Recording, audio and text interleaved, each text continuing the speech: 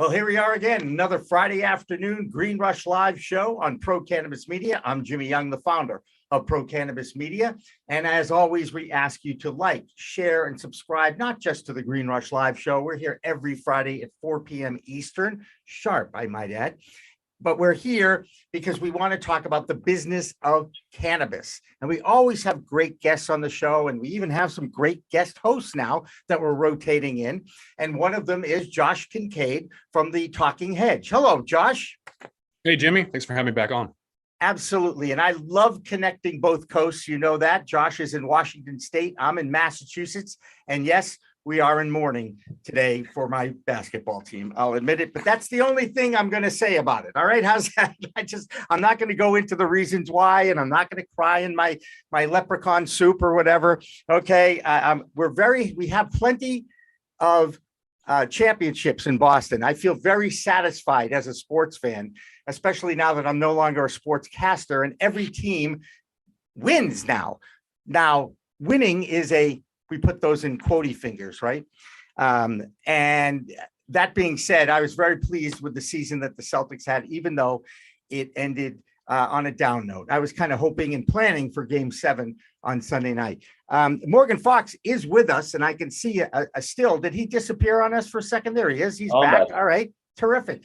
Morgan Fox from NORML in Washington, D.C. joins us on the third Friday of every month to bring us what's the latest on legalization and what is a lobbyist. Morgan, welcome back to the show. Can you help me, please? Because we are going to be talking about the job of a lobbyist, how lobbyists work, and what are some of the tricks of the trade, I guess it would be. So, Morgan, thanks again for joining us today. Of course. Thanks for having me. All right. So what's your job? My job, encompasses a lot of things, everything from talking to lawmakers to coalition building to communicating with constituents of lawmakers that are important for swinging to get to supporting votes on, cannabis related issues. But when it comes down to it, I am basically just a spokesperson, just switching between various mediums and various targets.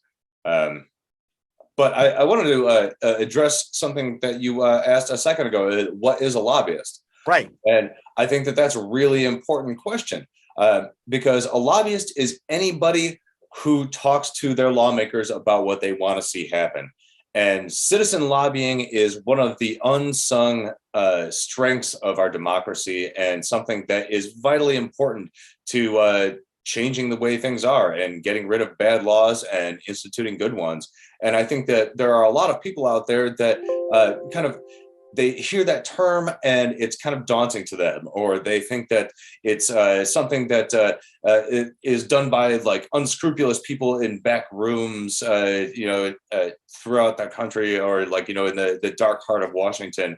But any single person that contacts their lawmakers and tells them what they think and how they want them to vote is a lobbyist.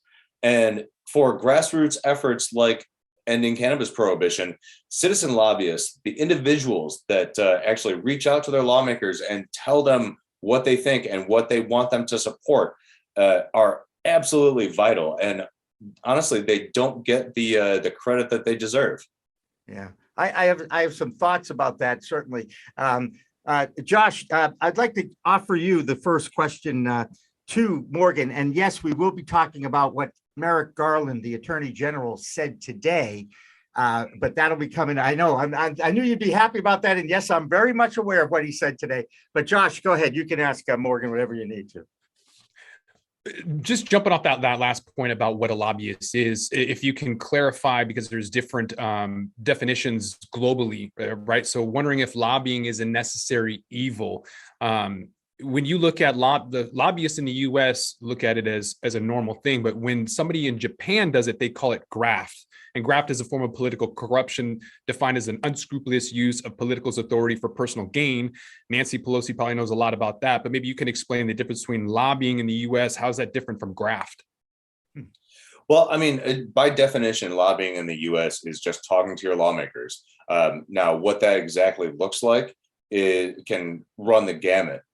Whether it's like a single citizen lobbyist talking to their lawmakers, or it's a mega corporation dumping millions of dollars into a campaign for somebody. So I mean, there's a lot of wiggle room in that definition in terms of how it looks in this country. And clearly, we have seen in the cannabis issue a lot of that on all sides of the spectrum. Unfortunately, or maybe fortunately, actually, the folks that are dumping tons of money into professional lobbying aren't always effective on this issue. You see big MSOs and groups that represent alcohol and tobacco groups that are starting to get more involved in the cannabis space, hiring independent lobbying firms that don't know the first thing about cannabis, as opposed to donating money and resources to the groups that have been doing it for a long time, like NORML or like NCIA or MPP or MCBA. All the groups that have dedicated lobbyists that their job is to just work on this issue and talk to lawmakers and try to sway their opinion. And traditionally, these nonprofits have been, unfortunately, pretty underfunded.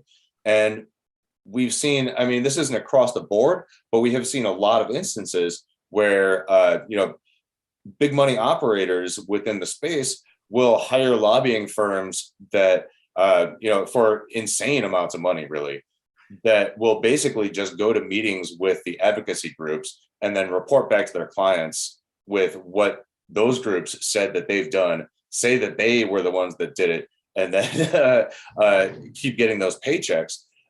Whereas they contribute very little to the actual pushes to change legislation in this country, at least on the federal level. And this has been my experience. And it's not uniform. There are a lot of hired lobbyist organizations out there that do a pretty decent job. But why do that when you can donate resources to the organizations that have been doing this for decades and that actually know the issue, right? It's something that I think that really comes down to a sense of control over the messaging.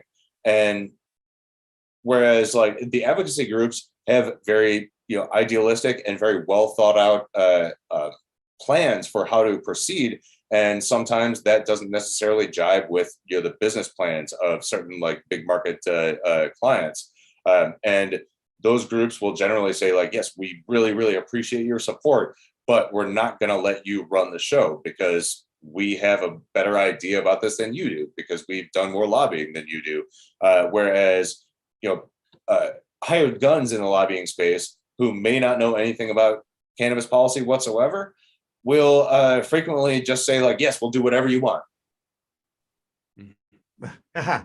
And we'll leave that up to the imagination just for a second here, because we do have some breaking news, as we like to say in the old newsroom business.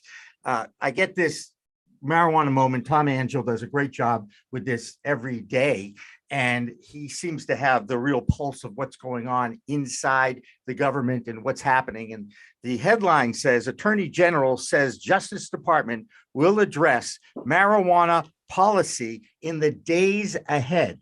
Morgan, that's good news for you guys. What do you think might come out of this?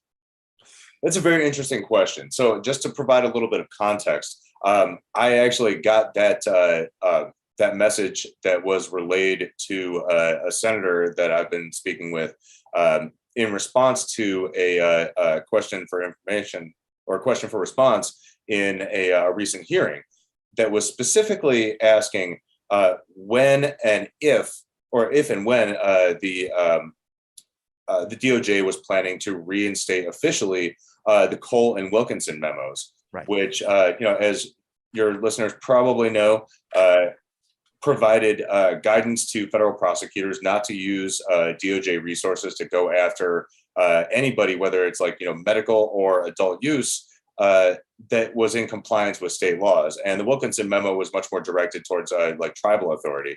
And so the question was very clear, like, you've stated that these are your policies, but we have yet to see an actual official reinstatement of these as policy. And now let's take a step back. These are policies and not laws. So like, while they may be guidance and they will provide a lot of assurance to people that they're not going to get messed with by DOJ, they don't have the force of law. However, they do provide a lot of peace of mind for people that are operating under state legal cannabis systems or under tribal systems. And the fact that these have not been officially reinstated, despite Merrick Garland previously stating that he was not in favor of using DOJ resources for that kind of enforcement, and that he thought it was a waste of time, much the same way that federal prosecutors, after Jeff Sessions rescinded the Cole memo, we saw that federal prosecutors continued as they were because they knew that it was a waste of money and resources to go after these state legal operators. There's still something about having that as official policy that is a really big deal. And, while the response from DOJ to this question was not necessarily, it didn't say exactly what they were going to be coming out with in the next couple of days. So, I mean, it could be that they're going to be officially reinstating the Cole memo or the Wilkinson memo. It could be that they're just going to release a bunch of internal studies. It could be something else entirely. We don't know. And, in the coming days could mean anything from now till election day, right? We don't know exactly what it means. But the fact that they were telling a U.S. senator that they are going to be making some sort of an announcement about cannabis policy, at the very least indicates that they're looking at it heavily. And given the fact that the Biden administration has really not been proactive on this issue at all, and traditionally DOJ and other federal agencies like that kind of wait for leadership from the top in order to make any sort of serious pronouncements about federal policy, at least in terms of what they're going to be using resources on. If they're actively studying this and are preparing to release something, and no matter what it is, I think that's a really good sign that either the administration is starting to come around and look at this issue a little bit more carefully and starting to bump it up on the priorities list, or federal agencies are doing so unilaterally in a vacuum of leadership because they realize that the status quo is untenable. Right. And I liken this to a tease. They as soon as I mentioned this little item, this news item, you were excited about it because the cannabis community is so anxious for movement on this issue that any positive sign from the government is a good thing. Is that why you were kind of excited about that, Morgan? Well, I mean, I'm excited about it because of the reasons I just stated. I mean, regardless of what it is, unless it's something like, oh, we're going to roll back, but I don't think that's going to be the case. I'd be amazed if that were the case. But it's exciting to see federal agencies under the administration moving forward, whereas, up until very recently, Congress was really the only ones moving forward. And, they've had roadblocks that we've discussed on previous shows. So, I'm glad that we can expect something. I don't know what that something is going to be. And I mean, maybe my excitement will be tempered heavily once we actually see what comes out. But, at the end of the day, forward progress is good. And, the fact that DOJ is actually actively looking at this issue, or at least they say they are, is a really good sign. Yeah. Are they actively looking though? Because I don't want to diminish your role in your industry. I have a hard time hearing the government is being proactive. I don't believe that at all. What I see is a 2,000% ROI on lobbyists. And anything the government does is a result of money. So either they're seeing the revenue side or they're being pushed by lobbyists. I don't think the Department of Justice is going to move on their own. I think the prison guards and the publicly traded prison system is pushing against it. That means that even more money from lobbyists is getting them to move anywhere. There's a 20,000% ROI not on average, but for a lot of lobbyists. A lot of folks who pay for lobbyists get a massive return on their investment.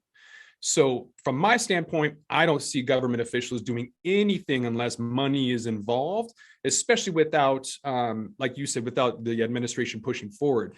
So I would think that it's nothing but lobbyists. Well, I mean, again, I'm very skeptical about that return on investment when it comes to cannabis lobbying outside of putting that money into advocacy groups, because I honestly just don't see it. And like I said, I've seen these lobbyists just parrot back what the advocate groups are saying to their clients. So I'm curious where you're getting that figure, but that's besides the point. I think that what DOJ is responding to is the massive influx of pressure from state authorities, whether they be regulators or attorney generals or governors or mayors associations, that the status quo is not working, and that they want clarity on exactly what DOJ is going to do, because largely, like, these state level government organizations are pretty risk averse, and while they had some sort of an umbrella of relative safety under the Cole memo that was a little bit more official, even though it didn't have the strength of law. The fact that they've been operating in a relative vacuum since then, even in a relative vacuum that has not seen crackdowns, they want something that's a little bit more solid, and the pressure is mounting for that. And we're also seeing that in the appropriations discussions, where folks like Senator Schatz are actively pushing for amendments to the appropriations bills that would force the DOJ to clarify their statements. And so it makes sense to me that under that sort of pressure, they would want to do so preemptively in order to kind of avoid that sort of black eye of being pushed into it. Hey, can I ask a question? I mean, you guys know I have a sports background. I'd really like to know, what are the top 10 lobby groups, and as far as money goes, how much money goes in to the cannabis cause in Washington, D.C. versus, let's say, tobacco and alcohol versus the drug world, because like every commercial, every morning news is another drug, where is cannabis? Are you guys even in the top 10 as far as like money? Look at Josh, he's already saying, no, they're not, Jimmy. Morgan, and so tell me, enlighten me a little bit about where you guys are, because we do know that money is part of our society. It is part of our politics. It always has been. And sure enough, on our comment section, we got a guy saying the MSOs are doing mafia style corporate corruption. Now, they're an easy target, Morgan, the MSOs, I get it, but they still have money, and they have gotten this industry off the ground. So again, money does play a big role, whether you're trying to change policy or just operate under a capitalist society. Well, when you're talking about money, and particularly when you're talking about influence, the money that is spent on lobbyists doesn't go to elected officials or to candidates. PAC money goes to them, which is why I think it's really important, and something that has kind of fallen by the wayside when it comes to cannabis policy reform, is that there aren't enough people really giving to PACs that are trying to get pro-cannabis reform electeds or pro-cannabis candidates elected. And likewise, to punish people that vote against them by promoting their opponents. So you can dump millions of dollars into lobbying, and the candidates that you're talking to aren't going to see a single dime of that. So I think that people really need to think about exactly how these systems work. So how do they work, Morgan? I mean, look, I'm familiar with the graph that follows college sports around. Let's just use that as an example. Are people getting paid off? Tell me how money dictates policy. Well, I mean, again, man, cannabis is not a big lobby, either in terms of lobbying expenditure or in terms of PAC or campaign expenditure. It's very, very small.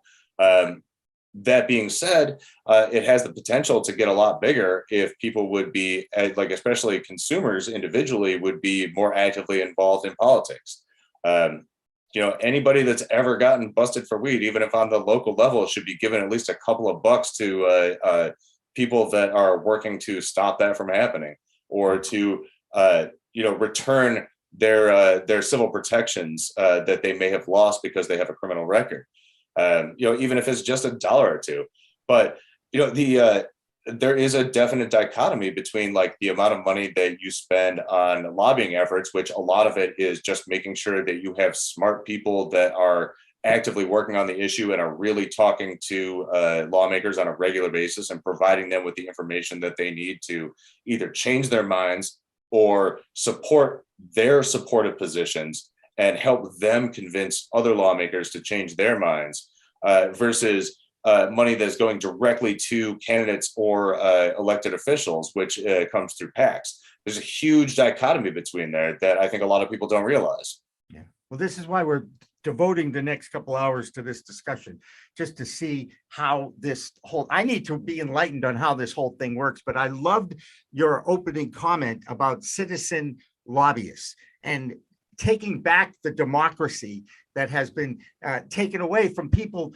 For instance, whenever there's a ballot question, those that are against the ballot question look for a legal reason to knock that ballot question out. And I'm obviously thinking about the governor from South Dakota on this one. How, as a citizen journalist or a citizen lobbyist, a citizen lobbyist, how do I pick up the phone and call Kristi Noem and tell her what an absolute idiotic thing that she just did? I mean, I can't do that. She doesn't give a damn what I think in Massachusetts. I'm never going to vote for her. Do I call people in her district and try to convince them to make that call?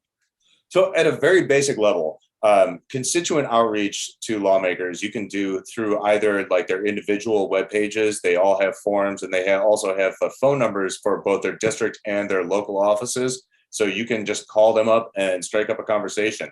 And they really do take constituent outreach seriously, to greater or lesser extents. And I'll be honest, there are like lawmakers that I've tried to get in touch with that are just straight up like, if you're not a constituent, I'm not interested. But what some of organizations like NORML do are we provide people with tools to be able to activate themselves as constituent lobbyists a lot easier. We provide forms for them to be able to contact their lawmakers very easily. We provide pre-written letters that then they can tweak to their needs.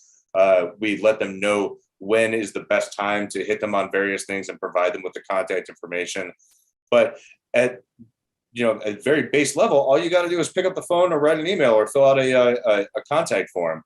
And, while one voice might not be enough to bend the needle, when you get enough people together, then it's saying the exact same thing or saying something similar, they really start to take notice. And they take notice a whole lot more if they're hearing from actual constituents whose votes they need than from, various activists around the country, right? So just the fact that they depend on your vote makes you a valuable resource to them.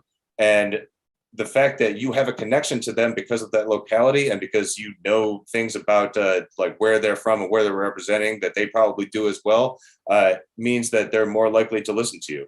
Sometimes, it takes a lot of people saying that same thing to actually make any difference. But, at the very least, that's what democracy is all about. You have an ability to contact your representatives and make sure that they're actually representing what you think. And it sounds really lame. I've said this before, but when you hear somebody say, "Oh, call your senator, or your House rep, or someone in your district," it sounds really lame. But the truth is like nothing's going to change unless you do that. So, for example, the National Association of Realtors spent $44 million on lobbying last year, and the beneficiaries of those are going to be like BlackRock, who are buying literally tens of thousands of single family homes. Goldman Sachs went into Florida and bought an entire neighborhood. So I'm at my wit's end. So I'm going to call my local folks, my House rep and senator in Washington state and complain because I can't be the only one. Enough is enough when people are literally like, they say that it's only 6% of the entire housing market that they're buying. But the reality is they're buying about 60% of the houses that are $500,000 and under. That's affecting the majority of folks out there. So if you're fed up with it, pick up the phone, email, do something about it. Otherwise, you're not really helping it. It sounds lame, but power in numbers. You're absolutely right. I mean, perfect example. NORML doesn't spend a ton of money on lobbying. We're kind of a grassroots bootstraps organization, but we have a lot of followers and a lot of outreach. So I can call a congressional office a dozen times and they won't necessarily set up a meeting with me. I put out an email to our followers who are constituents of that particular lawmaker, and they get 1,000 emails or 1,000 phone calls from people. And all of a sudden they're calling me to set up a meeting. You know, it really does matter. Good. Well, great. And obviously we're here to spread that word. And here's a thought for all those people out there, whether they be in our chat room or watching on demand, however this works. Every time you take a hit off a joint or a bong hit, make an email. Do an email to somebody. How's that? Just as simple as that. It's like one email per bong hit. Hey, what the hell? Stop at like 2 or 3. All right, fine. You can stop after 2 or 3. Hey, Morgan Fox, as always, pleasure. Thank you so much for joining us on this third Friday of the month that you always do. And we really appreciate it. We wish you the best of luck in the future. We're going to take our 4:20 break a little bit later, but that still means if you are partaking at the 4:20 mark, go to the email and email your representatives. Let's make it happen. We'll be back with more of Green Rush Live after this. Don't forget to smash that like button on your way out and check out these other videos that we've got.